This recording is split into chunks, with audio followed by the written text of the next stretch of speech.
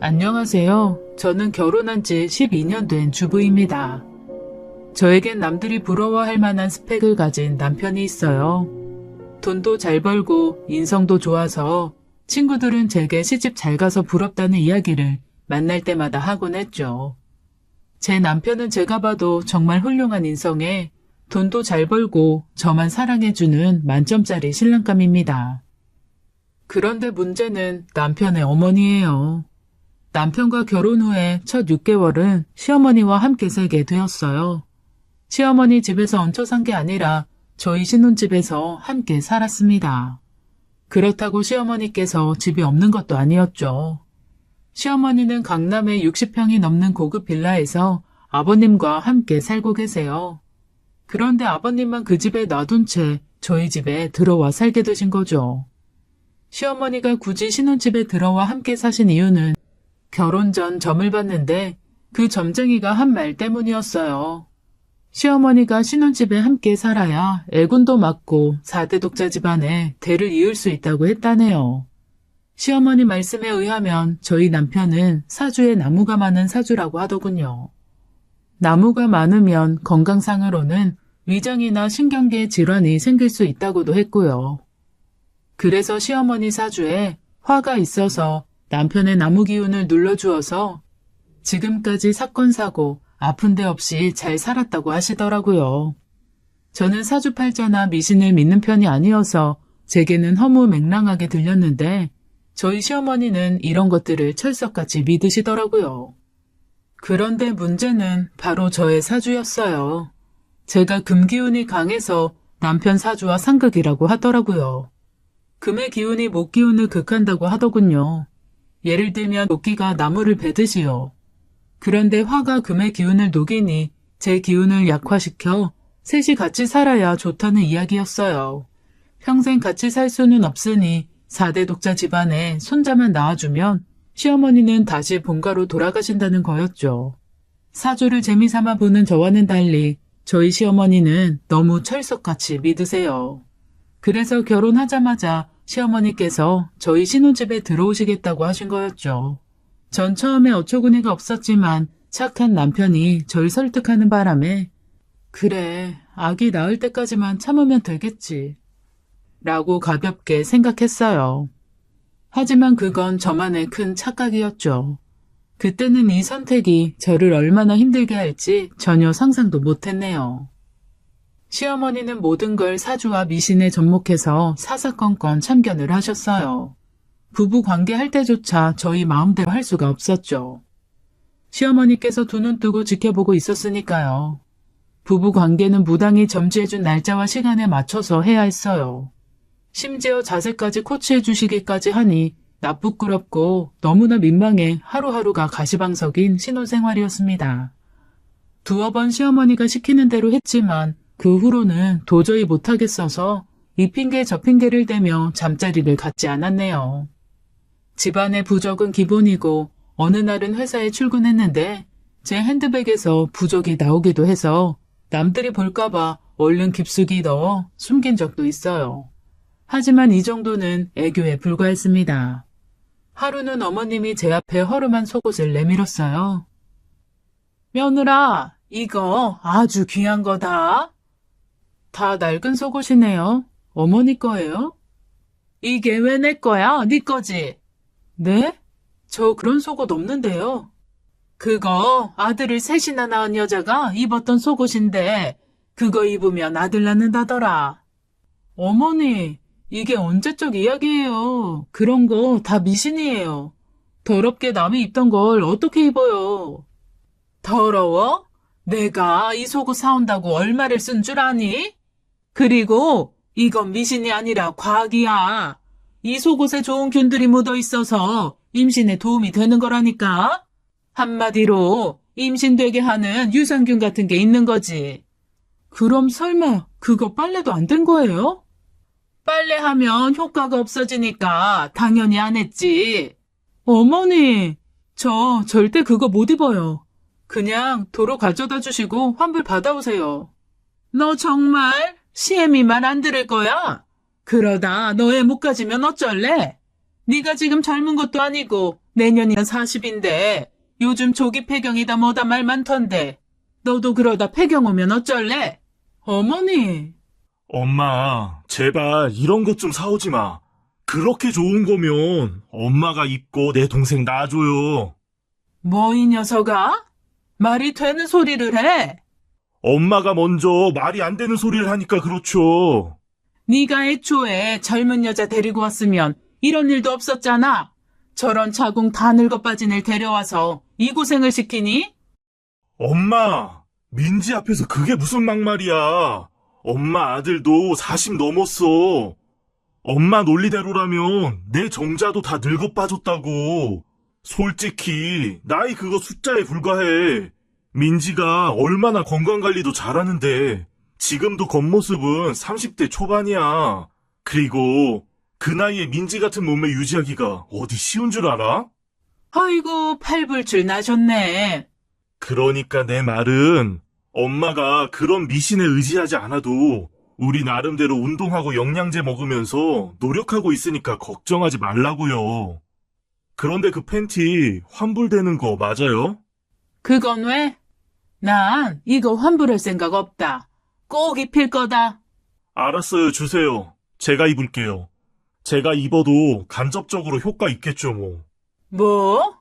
아이고 됐어. 환불해 올 테니까 이리 내. 저는 남편과 시어머니가 대화하는 동안 한마디 말도 못하고 둘의 대화만 듣고 있었네요. 시어머니의 저런 독한 말씀에 가슴이 무너져 내렸어요. 제가 나이가 많은 게 시댁에서는 흠이라고 생각하는구나 싶어 자존심도 상하고 눈물도 찔끔 나더군요. 하지만 남편이 제 편을 들어줘서 간신히 참을 수 있었네요. 그날 이후 남편은 제게 부담 갖지 말라며 이제부터 부부관계도 우리가 원할 때 하고 엄마 눈치 보지 말자고 했습니다.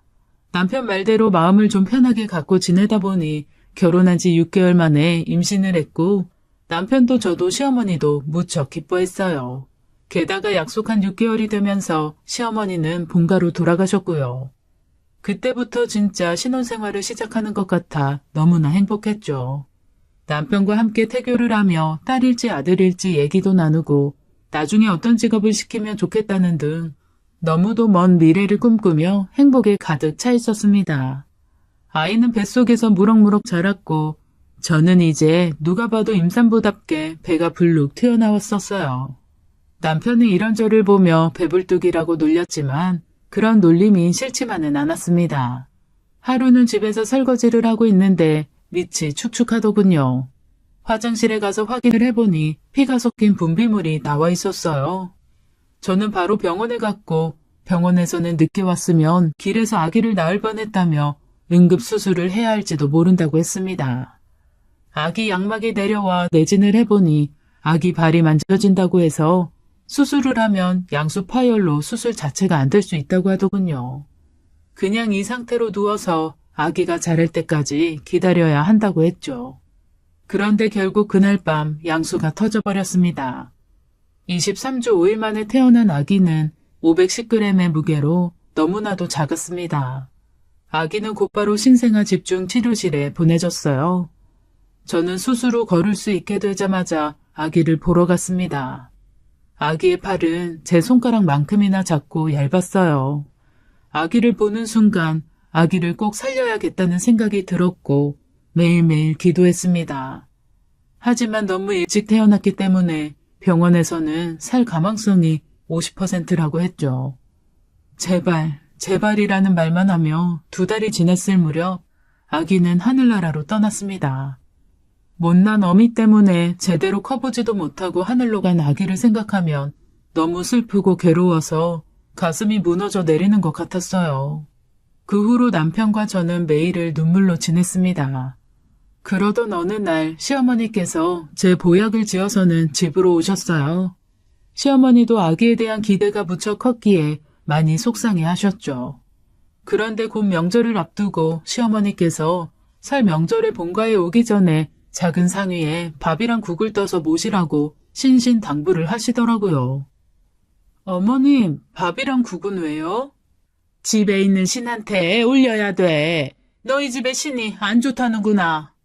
저는 아이를 잃은 지 얼마 지나지도 않았는데 시어머니가 또 미신 얘기를 들먹이자 기분이 좋지 않았습니다. 그리고 왠지 떠난 아기 때문에 그러시는 것 같아 내키지 않았어요. 결국 전 시어머니께 그건 안 하고 싶다고 말씀드렸죠. 그랬더니 시어머니는 버럭하시며 말씀하셨어요. 예, 넌 그게 뭐가 어렵다고 못하니? 어차피 밥 해먹는 김에 밥이랑 국만 떠서 올리라는데 작년에 너희 애기 죽은 것도 이 집 신 때문이라고. 갑자기 언성을 높이시며 말씀을 하시는데 저는 그 다음 어머니가 하신 말씀에 순간 제 귀를 의심했습니다. 어머니, 어떻게 그런 말을 하실 수가 있어요? 우리 애기 떠난 지 얼마나 됐다고. 전 아직도 애기 태동이 느껴져서 하루하루가 힘든데. 예, 나는 뭐 그러고 싶어서 그러니? 용한 점쟁이가 그렇게 해야 애가 좋은 대로 떠난다는데 어쩌니 그럼? 전 그동안 어머님이 저한테 물어보지도 않고 온 집안에 부적을 붙이실 때도 아무 말 안 했고요. 저한테 한마디 상의 없이 굿한다고 사람들 불렀을 때도 싫은 소리 한 번 안 했어요. 그런데 어떻게 애기 문제를 신 때문이라고 얘기하시냐고요. 이날 저는 처음으로 시어머니께 대들었습니다. 남편도 그런 제 모습에 놀라 지켜만 보다가 남편도 언성을 높이더라고요. 엄마, 제발 그만 좀 해. 이제 그만 집에 가세요. 라며 어머니를 집 밖으로 내보냈습니다.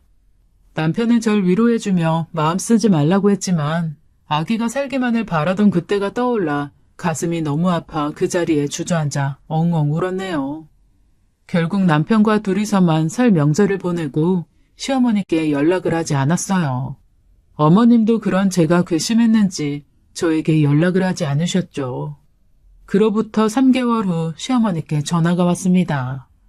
냉전 후 처음으로 걸려온 전화였어요.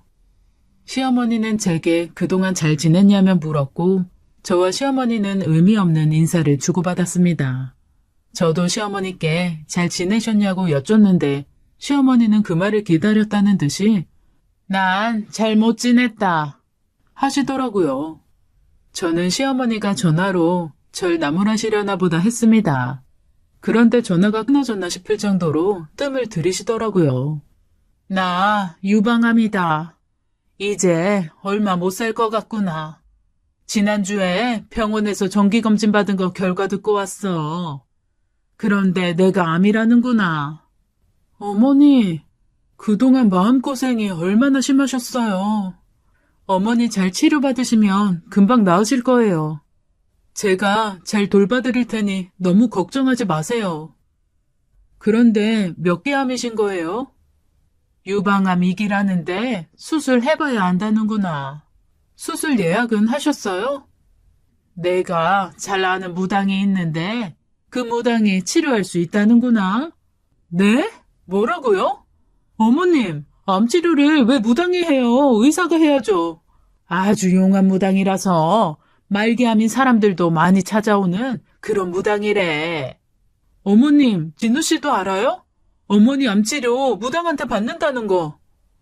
전 시어머니와 전화를 끊고 남편에게 전화를 걸어 시어머니와 통화한 이야기를 모두 들려주었습니다.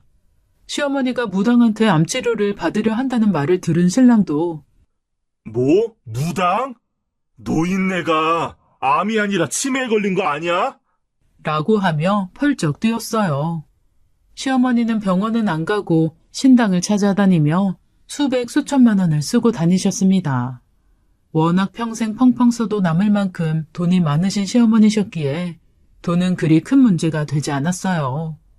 하지만 하루하루 시어머니의 생명을 좀먹는 암을 빨리 치료해야 했기에 두고 볼 수만은 없었죠. 게다가 아버님한테 전화가 왔더군요. 너희 엄마가 미쳐도 단단히 미친 모양이다. 웬 젊은 여자를 만났는데 그 여자한테 홀딱 빠져서 그 젊은 여자 무당한테 암 치료를 받고 있다는구나. 지금 너희 엄마 또 그 여자 만나러 나갔으니까 한번 따라가 봐. 나는 회사에 일이 생겨서 도저히 시간 낼 수가 없어. 부탁하마 아들아. 그러면서 주소를 하나 찍어주셨어요. 그 주소지를 향해 가보니 주차장엔 시어머니의 차가 세워져 있더군요. 그리고 그 건물에서 시어머니를 찾을 수가 있었습니다. 그리고 곧이어 남편과 저는 시어머니께서 병원을 찾지 않으시는 이유를 알 수 있었어요. 그 이유를 알고 전 경악할 수밖에 없었죠. 시어머니가 누워있는 곳은 간판도 없는 이상한 건물의 한 침대 위였어요. 시어머니는 침상에 누워 마사지를 받고 계셨습니다. 저와 남편은 시어머니가 마사지를 받으러 오신 거였구나 생각하며 집으로 돌아가려고 했어요. 아무래도 시아버지가 뭘 잘못 아셨나 보다 생각하며 나가려고 했죠. 그런데 그때 마사지사와 시어머니의 대화를 들었는데 경악을 금치 못했네요. 암치료 마사지 꾸준히 하시면 저절로 나으실 거예요. 어떠세요? 벌써 몸이 좀 가벼워진 것 같지 않으세요? 정말 그런 것 같네요. 가격이 좀 비싸긴 하지만 암치료만 된다면야 이 정도는 비싼 것도 아니죠. 그럼요. 암도 병원 가서 고치려면 1억 넘게 드는데 저희는 마사지 회당 300만 원밖에 안 되니까 엄청 싼 거죠. 대신 병원에는 절대 가시면 안 돼요. 마사지로 기의 흐름을 다 잡아놨는데 병원 가서 치료받으시면 지금까지 한 일들이 다 허사가 되거든요. 알겠어요. 꼭 명심할게요. 다음번엔 침술도 시작하겠습니다. 침술은 회당 1,000만 원인데 괜찮으시겠어요? 1,000만 원이요? 원래는 1,000만 원인데 우리 회원님은 마사지도 받고 계시니까 특별히 500만 원에 해드릴게요. 하루빨리 쾌차하셔야죠. 아유, 감사합니다. 이렇게 마음씨 좋으신 무당 선생님 만나서 제가 참 복 받았네요. 저도 치료 열심히 받고 얼른 낫도록 할게요. 알고 보니 시어머니는 암치료라며 고액의 마사지를 받고 있었어요. 게다가 다음번엔 침술까지 한다니 이러다 사람 잡겠다 싶더라고요. 시어머니는 마사지를 모두 받고 집으로 돌아가셨고 남편과 저는 건물 계단에 숨어 있다가 다시 들어가 그 사기꾼 무당을 만나러 갔습니다. 남편은 화가 머리끝까지 나 있는 상태였죠. 잠깐 저 좀 보시죠. 누구시죠?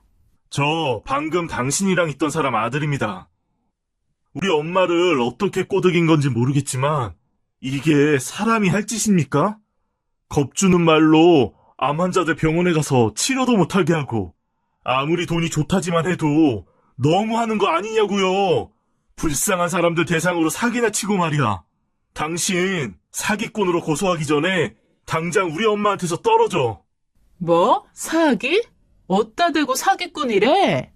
그렇게 남편과 사기꾼이 실랑이를 벌이는데 갑자기 딸랑 소리와 함께 2명의 남자가 들어왔어요. 경찰입니다. 박무당 씨, 당신을 불법 시술 및 살인죄로 체포합니다. 살인죄라니. 결국 침술로 사람을 죽였다는 말에 저와 남편은 너무 놀라 입이 다물어지지 않았어요. 하마터면 시어머니도 불법 침술을 받아 저 세상을 갈 수도 있었겠구나라는 생각에 몸이 덜덜 떨렸습니다. 여보, 우리 어머님도 정말 큰일 날 뻔한 거 아니야? 그러게. 사람 목숨 가지고 장난치는 것들은 콩밥을 먹어봐야 돼.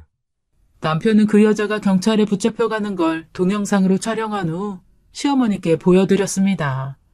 시어머니는 충격을 받으시고는 알아두우셨고 점집도 병원에도 가지 않으셨어요. 다음날 저와 남편은 다른 무당을 데리고 시어머님 집으로 찾아갔습니다.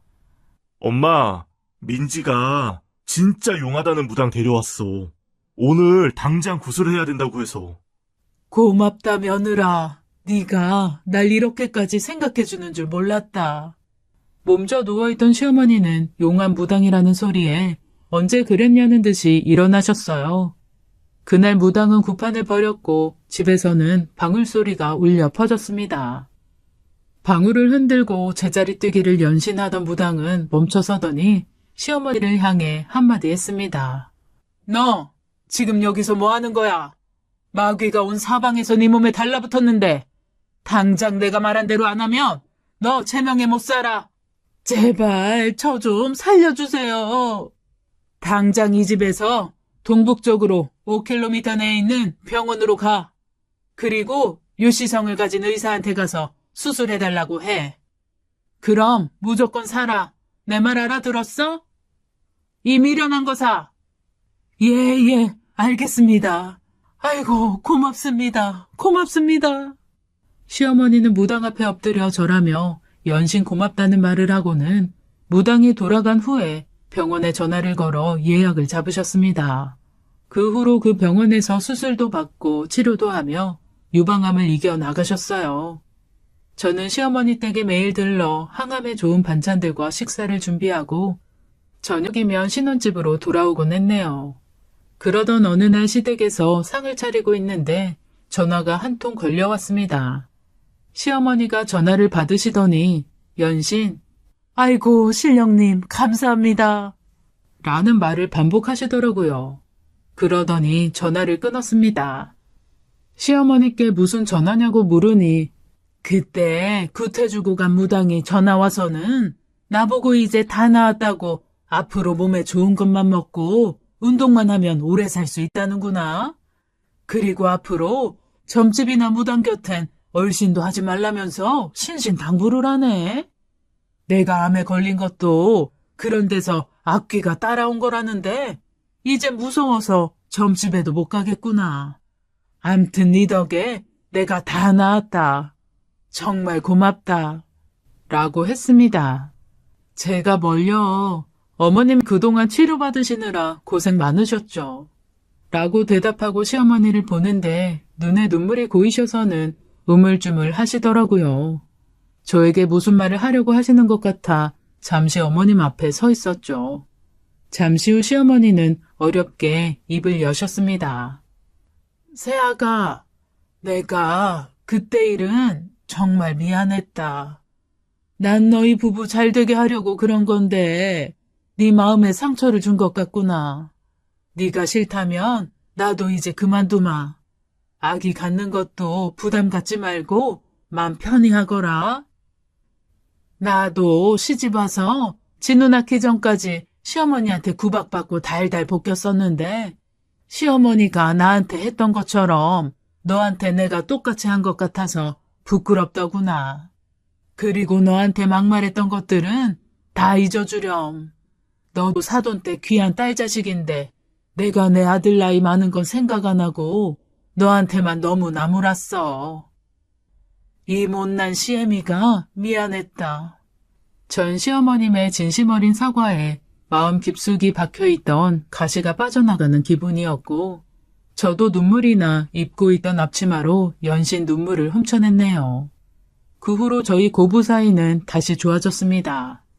전 집으로 돌아와 남편에게 그날 일을 이야기했죠.